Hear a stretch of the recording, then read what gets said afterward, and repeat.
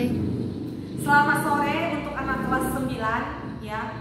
Kembali lagi bertemu dengan Miss ya. Untuk semester ganjil ini Miss yang akan mengajarkan untuk materi fisika ya. Dalam semester ganjil ini kita akan bahas dua bab untuk materi fisika. Yang pertama tentang listrik statis dan penerapannya dalam sistem saraf. Lalu yang kedua rangkaian listrik dan energi listrik. Nah, berikutnya sebelum kita masuk ke materi pembelajaran, kita harus terlebih dahulu mengetahui apa sebenarnya tujuan dari pembelajaran ini ya. Yang pertama ya, memberi contoh gejala kelistrikan yang terjadi dalam kehidupan sehari-hari. Nah, yang kedua tujuan pembelajarannya menjelaskan listrik statis. Yang ketiga menjelaskan benda bermuatan listrik. Nah, yang keempat menjelaskan cara-cara membuat benda bermuatan listrik. Yang kelima mengidentifikasi sifat muatan listrik.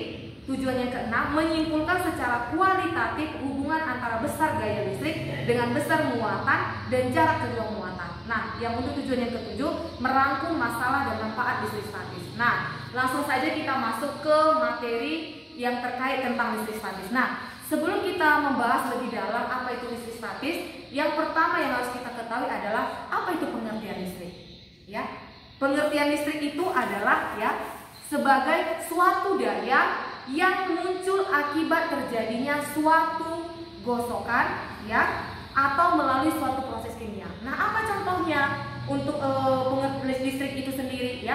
Banyak ya. Kalau kita perhatikan tower itu adalah salah satu dari contoh listrik. Apalagi percikan arus. Nah, kenapa dikatakan dia contoh dari listrik ya? Karena dia dapat menghasilkan yang namanya arus listrik. Nah, dalam materi ini kita juga akan membahas ya, listrik itu terbagi menjadi dua dia. Nah, sekarang nanti di kedepannya kita dapat mengetahui bahwa oh ternyata ini adalah salah satu contoh dari listrik statis.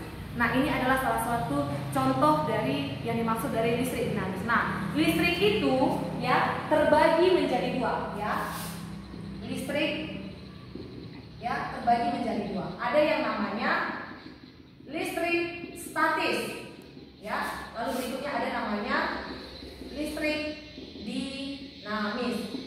Ya, nah apa itu listrik statis ya? Listrik statis adalah muatan yang tidak mengalir. Nah, apa untuk listrik dinamis? Kebalikannya, artinya apa? Muatan yang dapat mengalir dia. Nah, begitu dia ya. Contohnya apa untuk listrik statis? Nah, sebelum kita masuk ke contoh bagian listrik statis, kita kenali dulu gejala-gejala kelistrikan itu seperti apa dia ya.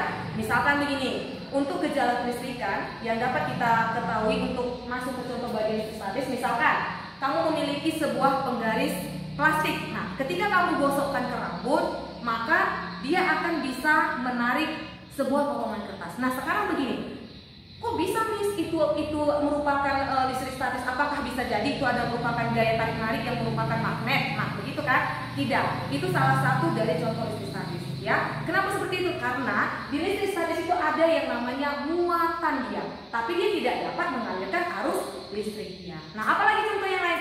Misalkan sisir plastik, lalu ada lagi yang namanya balon, bahkan banyak lagi contoh lainnya. Nah, untuk listrik dinamis bagaimana dia? Contohnya misalkan ya, kamu punya kabel, kamu hubungkan dengan baterai. Nah, kan ada arus yang mengalir ya kan? Nah, itu salah satu contoh dari listrik dinamis.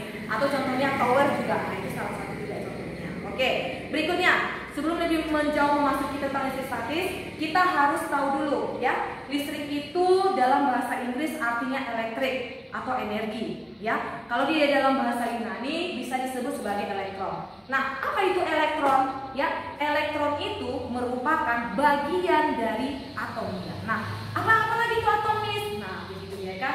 Kalau kita mempelajari lebih dalam ya, atom itu adalah merupakan suatu zat ya. Sebentar ya, atom ya.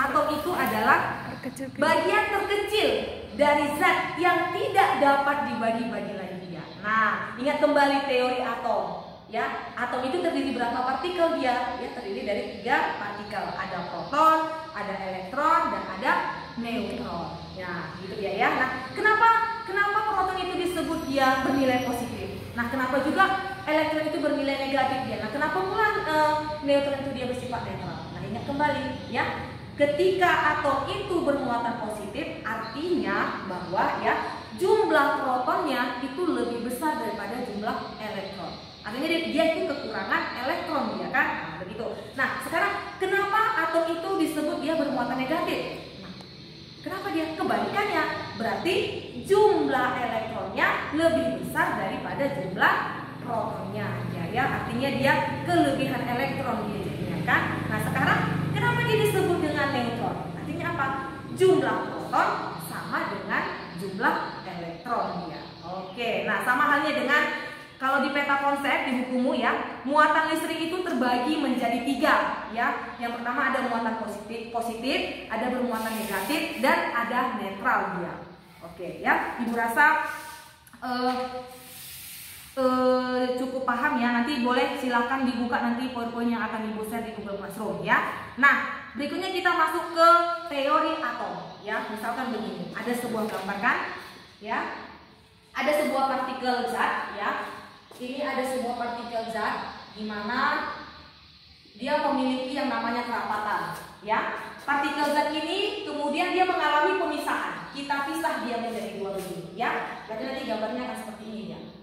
Ya, lalu dia mengalami yang namanya pemisahan. Nah, dari setelah dia pemisahan, maka ya dia akan mengalami pemisahan menjadi 1 dia. Nah, 1 ini apa dia disebut?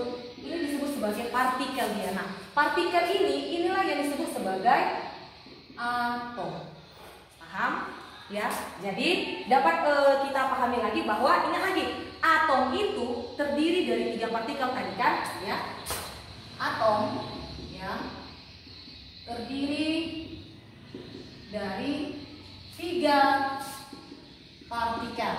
Ya. Yang pertama apa tadi? Ada proton. Yang kedua ada elektron. Nah, yang ketiga ada namanya neutron. Nah, ingat teori atom, ya kan? Teori atom itu bagaimana dia? Ya, di sini jelaskan lagi ya. Di sini ada partikel kan? Ini kita bedakan mana yang dia proton, mana dia yang neutron, dan mana dia elektron. Kita anggap yang ini adalah proton ya. Proton. Lalu di sini kita buat begini ya. Proton itu dia bermuatan positif. Lalu kita anggap ini adalah neutronnya. Ya, ini bermuatan negatif. Nah, sekarang di mana letak itu si elektron itu? Elektron itu dia berada di sini. Nah, ini dia lah, ya. Artinya sini elektron itu dia bergerak dia kan.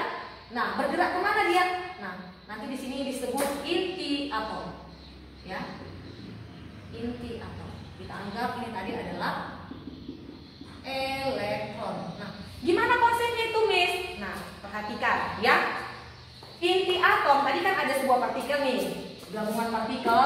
Partikel itu kemudian memisahkan diri. Setelah dia memisahkan diri, dia menjadi satu lagi dia. Satu ini disebut sebagai atom dia. Nah, kayak mana teori atomnya, Miss? Ingat, atom itu terdiri dari apa dia? 3 partikel. Ada proton, elektron, neutron. Nah, sekarang sudah ada tidak? Ada kan? Ada proton yang dia muatan positif, ada neutron yang muatan negatif, lalu ada elektron dia. Nah, inti atom itu bagaimana kok bisa terbentuk dia, Miss? Ya, inti atom ini terbentuk dari gabungan antara neutron